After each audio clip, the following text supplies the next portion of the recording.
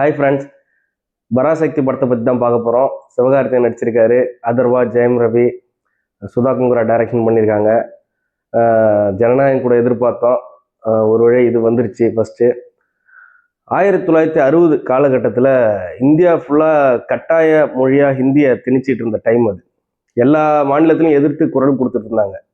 குறிப்பாக தமிழ்நாட்டிலையும் இதை பயங்கரமாக எதிர்த்து போராடினாங்க. ஃபஸ்ட்டு நம்ம தான் தமிழ்நாடு தான் இதை எதிர்த்து போராடினதுன்னு வைங்களேன். அதில் கோயம்புத்தூர் பக்கத்தில் பொள்ளாச்சியில் மாணவர்களை வந்து நிறைய பேர் இதில் துப்பாக்கி சூட்டில் உயிரை விட்டாங்க. அது நிறைய மறைக்கப்பட்டிருக்கு. அதை பற்றின படம் தான் எதுன்னு வைங்களேன். புறநானூற்று படை அப்படின்னு சிவகார்த்திகேயன் ஒரு படையை வச்சு இயக்கிட்டு இருப்பார்.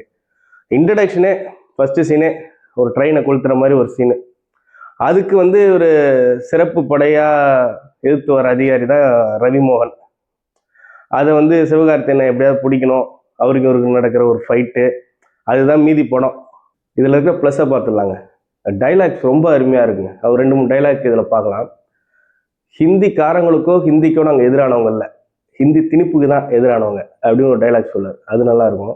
சிவகார்த்திகேயன் டெல்லியில் ஒரு சம்பவம் பண்ணிட்டு வருவார். இதுக்கு அண்ணாதுரை இங்கே தமிழ்நாட்டில் ஜெயிலில் இருக்கிறப்போ ஒரு டைலாக் சொல்லுவார். இந்த செயலை எவன் செஞ்சிருந்தாலும் அவன் என் தம்பி அப்படின்வாரு. அது சேத்தன் கேரக்டர் நல்லா பண்ணியிருப்பார். அதே மாதிரி இந்திய சிப்பாய் கழகம் அந்த இதை சொல்லுவார்.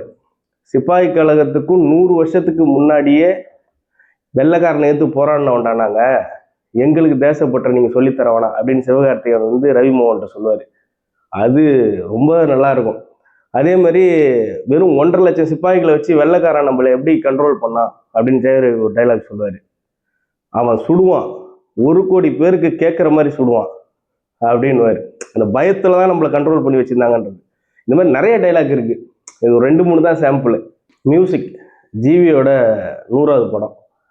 அந்த மதராச பட்டரெல்லாம் பீரியட் ஃபிலிம். அந்த பிஜிஎம் மியூசிக்கும் இன்னைக்கு வரைக்கும் சாங்ஸும் ரொம்ப நிற்கும். அதில் ஒரு 50% கூட இல்லாத மாதிரி தான் ஃபீல் ஆச்சு. அந்த ரத்னமாலா சாங் நல்லா இருந்தது. அந்த விஷுவலு எல்லாம் பார்க்கும்போது அந்த கேமரா ஒர்க்கு எல்லாமே நல்லா இருந்தது. மற்றபடி அந்த 100வது படத்துக்குள்ள அந்த இன்புட் இல்லாத மாதிரி இருந்தது.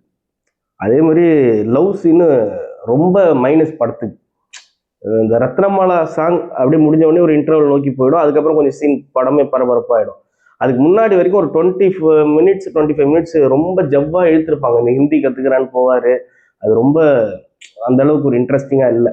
அது மாதிரி அதர்வா கேரக்டர் இன்னும் கொஞ்சம் பெருசாக இருந்திருக்கலாம். எனக்கு தெரிஞ்சு ஹீரோயினை வந்து அதர்வாக்கு ஜோடியாக போட்டிருக்கலாம். அது ரொம்ப மேட்சிங்காக கரெக்டாக இருந்திருக்கும். இவர் சிவகார்த்திகேயன் ஹீரோ, அவருக்கு ஜோடியாக இருக்கணுமேன்ற மாதிரி வச்ச மாதிரி தான் இருக்குது. மற்றபடி இன்னும் கொஞ்சம் பெருசாக இருந்திருக்கலாம் அதர்வா கேரக்டர். அவர் கொடுத்த ஒர்க்கு நல்லா பண்ணியிருந்தாரு. இன்டர்வல் நீங்கள் படத்தில் பாருங்கள்.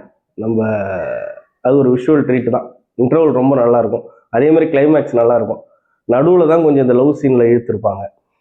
அதே மாதிரி அந்த ஹீரோயின் வந்து ரொம்ப இன்டலெக்சுவலாக சில விஷயம் பண்ணுவாங்க. திடீர்னு லூஸ் மாதிரியும் பண்ணுவாங்க. இந்த ஜெனிலியா கேரக்டர் மாதிரி பண்ணுறதா அது ஒரு மாதிரி ரசிக்கும்படியாக இல்லை. ஆக்சுவலாக அவங்களுக்கு போர் தான் அது அவங்க பண்ணதே. அந்த கிளைமேக்ஸ் எல்லாம் அந்த மேலே டவர் மேலே நின்று பண்ணுற மாதிரி ஒரு சில விஷயம் பண்ணுவாங்க. அதெல்லாம் நம்மளுக்கு கண்ணீர் வர வச்சிருக்கணும். அது என்னமோ புதுசாக ஏதோ இந்த ரீல்ஸுக்கு நடிக்கிற மாதிரி நடிச்சிருப்பாங்க. அது ஒரு சுவாரஸ்யம் இல்லை. இது மாதிரி ஃபைட் சீன்லாம் செட்டு, ஆர்ட் ஒர்க்கு, ஃபைட் சீன்லாம் நல்லா ஜெயம் ரவிக்கும் அவருக்கும் அந்த ட்ரெயின் ஃபைட் சீன் ரொம்ப நல்லா பண்ணியிருப்பாங்க. அதேமாதிரி அந்த டெல்லியில் போய் ஒரு ஒரு இது பண்ணுவார். இதில் என்னென்னா இன்னும் கொஞ்சம் செலவு ஏதோ பட்ஜெட்டில் பண்ண மாதிரி ஏதோ சின்ன ப்ரொடியூசர் மாதிரி பண்ணியிருக்காங்க. பெரிய ப்ரொடக்ஷனு நல்லாவே செலவு பண்ணியிருக்கலாம். போராட்டத்துக்கெலாம் வந்து ஒரு சும்மா ஒரு 50 பேர் 20 பேரே வச்சு போராட்டத்தை வந்து முடிச்ச மாதிரி இருக்கும். நல்லா ஒரு 100 பேர் 200 பேருன்னு வச்சு நல்லா பெருசாக கிராண்டாக பண்ணி தான் இன்னும் கொஞ்சம் நல்லா அட்ராக்டிவாக இருந்திருக்கும். குறிப்பாக இன்னொன்று வந்து டிஎம்கே இதில் இன்வால்வ்டு, ஏதோ ஓட்டு அரசியலுக்காக இது பண்ணுறாங்கன்ற மாதிரி படம் ரிலீஸ்க்கு முன்னாடி ஒரு பெரிய டாக் இருந்தது. ஆனால் படம் போய் பார்த்தா அப்படி இல்லை. உண்மையாக நடந்த ஒரு வரலாற்று சம்பவத்தை பண்ணியிருந்தாங்க. கலைஞர் ஒரு சீன் அவர் பண்ணியிருப்பார். ஒரு சீன் தான் விட்டு அண்ணாதுரை கேரக்டரு சேத்தன் ஒரு நடுவில் ஒரு சீனும் கிளைமேக்ஸில் ஒரு சீனும் வருவாங்க. 2 சீன் தான். இன்னும் அவங்களோட ஓட்டு அரசியல் எதுவும் இதில் உள்ள திணிச்ச மாதிரி இல்லை. படத்தை தான் கரெக்டாக எடுத்திருக்காங்க. மொத்தத்தில் ஓகே, நம்மளுக்கு அந்த மொழிப்பற்றுக்காக கண்டிப்பாக ஒரு தடவை பார்க்கலாம். மற்றபடி சீன் சுவாரஸ்யம் ரொம்ப கம்மி. அதனால் கொஞ்சம் படம் ஒரு போர் அடிக்கிற மாதிரி தான் ஃபீல் ஆகுது. ஒரு தடவை பார்க்கலாம். இதை பற்றின உங்கள் கருத்தை கமெண்டில் தெரிவிங்க.